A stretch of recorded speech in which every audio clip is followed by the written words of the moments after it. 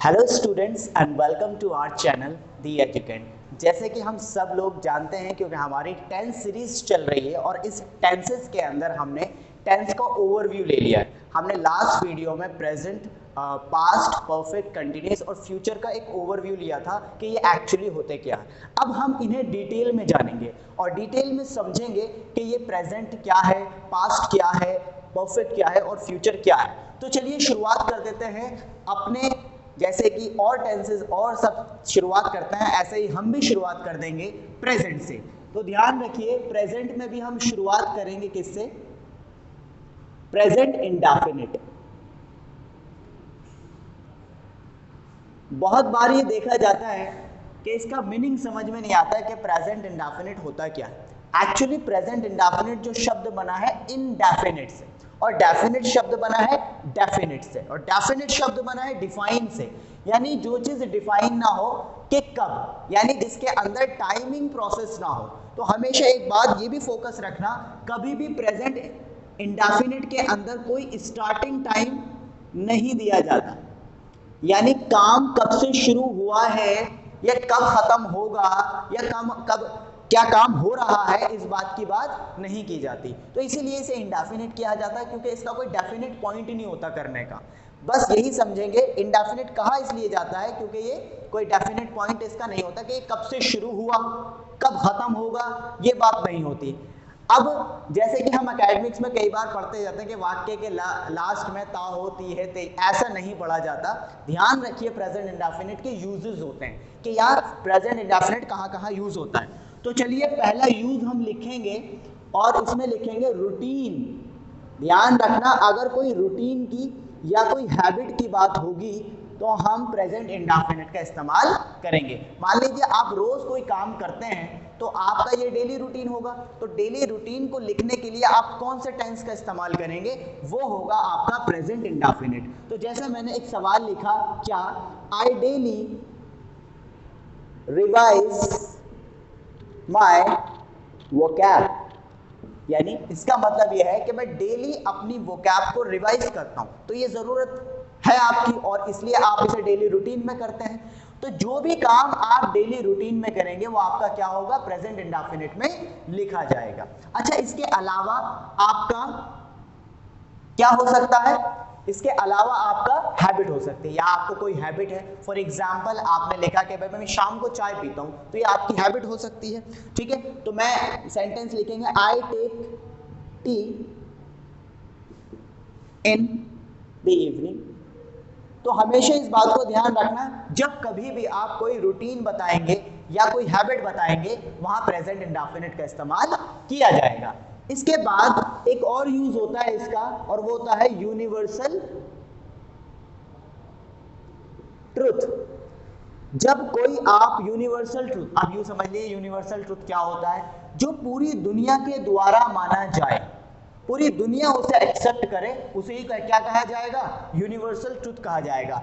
अब ऐसे कोई सेंटेंस जो यूनिवर्सल ट्रुथ या फिर यूनिवर्सल फैक्ट के बारे में बात करेगा, वो सेंटेंस कभी दूसरे टेंस में लिखा ही नहीं जा सकता। उसके लिए सिर्फ एक ही टेंस होगा और वो होगा हमारा क्या? Present indefinite. अब एग्जांपल ले लेंगे, जैसा आप सभी को पता है कि the sun rises in the east, the sun rises in the east. अब अगर ये एग्जाम्पल यानी एग्जाम में आपके इस तरह से लिखा हुआ आ जाए कि the sun is rising in the east, तो ये गलत होगा। या आपने ये लिख दिया the sun rose in the east, यानी सूरज पूरब से निकलता था, ये अपने आप में ही गलत बात है। तो इसलिए ये कभी भी पास्ट में नहीं लिखा जा सकता या फिर और दूसरे सेंटेंसेस में इसको हम नहीं लिख सकते। इसके लिए सिर्फ एक ही टेंस होगा और वो होगा आपका क्या? Present indefinite. फॉर एग्जांपल हमने बोला द अर्थ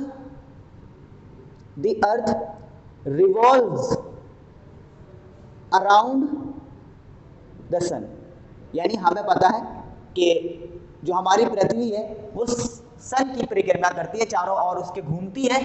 अच्छा, तो इसे घूमती है यानी प्रेजेंट इंडेफिनिट में है, लेकिन हम इसे ये नहीं कह सकते कि घूमती थी, वरना ये सेंटेंस आपका गलत हो जाएगा।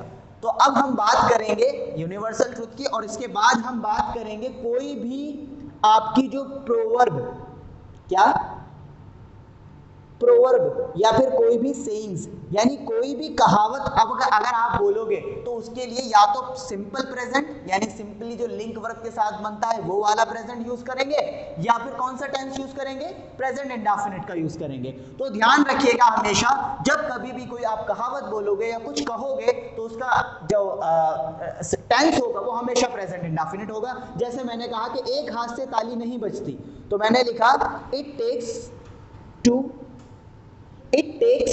टू टैंगो, यानी टैंगो एक तरह का डांस होता है और इस डांस के अंदर दो लोगों का होना अनिवार्य है। अच्छा, तो दो लोगों का अनिवार्य होना, तो इसका मतलब ये है कि टैंगो डांस करने के लिए दो लोग चाहिए, तो इसका मतलब यही होगा सीधा सीधा कि एक हाथ से ताली नहीं बजती। आप इसको टेक्स को टुक नहीं कर सकते, पास्ट में नहीं लिख सकते कि एक हाथ से ताली नहीं बजती थी, यानी इसका मतलब अब बजने लगी है, तो ये सेंटेंस अपने आप में क्या हुआ, गलत हो जाएगा। तो इसीलिए कहा जाता है कि जितनी भी कहावतें होती हैं, जितनी भी सेइंग्स होती हैं, वो हम किस में लिखते हैं, प्रेजेंट इंडेफिनिट में लिखते हैं। अगर हम इसे किसी और टेंस में लिखेंगे तो अर्थ का अनर्थ हो जाएगा। बात समझ में आ रही होगी आपके? तो चलिए, ये था आपका प्रोवर्ब। अब आगे बढ़ते हैं। आप इसका स्क्रीनशॉट ले लीजिए, एक बार स्क्रीनशॉट ले लीजिए ताकि आप इसे अपने नोट्स में बना लें। ठीक है, अब मैं इसे मिटा रहा हूं। देखिए, अब चौथा पॉइंट जो है वो है आपका क्या, रिपीटेड इवेंट्स। क्या है जी, रिपीटेड इवेंट्स, यानी जो इवेंट्स बार बार रिपीट होते हैं, जो इवेंट्स बार बार रिपीट होते हैं उसे भी आप प्रेजेंट इंडेफिनिट में ही लिखेंगे। जैसे मैंने कहा कि आपका बर्थडे, यानी मैं अपना बताऊं तो मेरा बर्थडे मई में आता है, तो मैं सेंटेंस को क्या लिखूंगा, माय बर्थडे कम्स इन मई। मेरा बर्थडे किस में आता है, मई में आता है। तो मुझे अच्छे से पता है ये बार बार आएगा, यानी हर साल में एक बार आएगा। तो ध्यान रखना, जब फिक्स्ड इंटरवल में कोई काम बार बार हो रहा हो, चाहे वो एक महीने में एक बार हो रहा हो, चाहे वो एक साल में एक बार हो रहा हो, चाहे वो 10 साल में एक बार हो रहा हो, चाहे वो 15 दिन में एक बार हो रहा हो, लेकिन फिक्स्ड इवेंट पर चल के बार बार वो काम रिपीटेड इवेंट्स रिपीटेडली इवेंट वो हो रहा है, तो इसका मतलब आप उसको पे प्रेजेंट इंडेफिनिट में। फॉर एग्जांपल, मैंने कहा कि हम अपना जो इंडिपेंडेंस डे है वो 15 अगस्त को मनाते हैं, तो हर साल मनाते हैं ना। तो ऐसा तो नहीं कि पिछले साल हमने अपना जो स्वतंत्रता दिवस था वो 15 अगस्त को मनाया था, तो इसका मतलब इस साल कुछ और मना लेंगे, इस साल कोई और सी डेट रखेंगे, बिल्कुल नहीं, ये गलत हो जाएगा सेंटेंस। तो इसलिए कहा जाता है कि इस ऐसे सेंटेंस को भी हम प्रेजेंट इंडेफिनिट में ही बनाते हैं। तो हम ये लिख देंगे क्या भाई, कि वी सेलिब्रेट इंडिपेंडेंस डे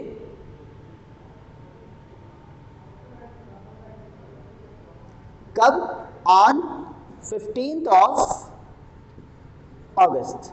ये बात बहुत सिंपल है। तो हमने इसे बनाया किस में, किसी और टेंस में? नहीं, बिल्कुल नहीं। ये हमने, ये देखिए ध्यान से, प्रेजेंट में वर्ब की फर्स्ट फॉर्म लगती है, तो हमने फर्स्ट फॉर्म से इसे प्रेजेंट इंडेफिनिट में बना रखा है। अब पांचवा पॉइंट होता है, ध्यान दीजिएगा, बहुत ही इंपॉर्टेंट पॉइंट होता है ये। अगर कोई टॉपिक, कोई भी टॉपिक या भी कोई भी टाइटल वो सेंटेंस के रूप में है, किसके रूप में है, सेंटेंस के रूप में, किसी टॉपिक का नाम प्रॉपर सेंटेंस के रूप में है, तो सेंटेंस है तो आप ध्यान दीजिए कोई ना कोई से टेंस में तो बनेगा ही ना।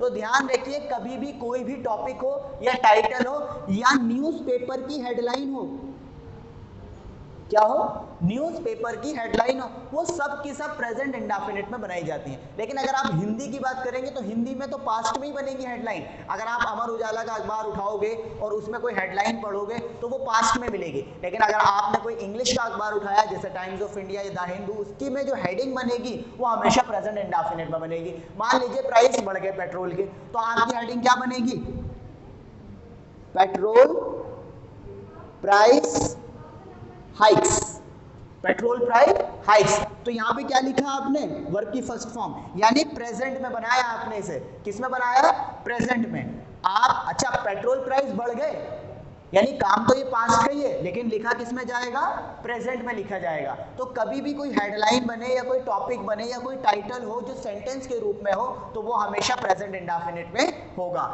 अब ये लास्ट पॉइंट समझ लें, इसके बाद हम इस लेक्चर को एंड करेंगे। लास्ट पॉइंट है इसका क्या, ध्यान दीजिएगा, एक्सप्रेशन ऑफ फीलिंग्स।